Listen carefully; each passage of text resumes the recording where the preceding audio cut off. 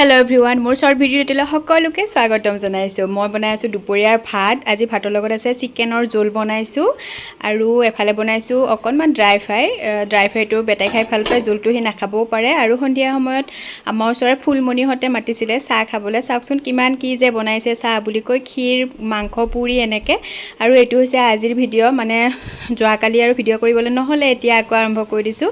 এখেতে গাড়ী ধুই আছে বাহিৰত। তুমি লগ পোৱা নাই খেলিবলৈ, ৰ'বা। এইফালে বনালোঁ মই পুৰি বনালোঁ আৰু এইফালে বুটৰ দাইল, পনীৰ আৰু বুটৰ দাইল। এয়া এতিয়া লৈ যাওঁ ধুনীয়াকৈ। পাপা খাবলৈ মাতা এতিয়া।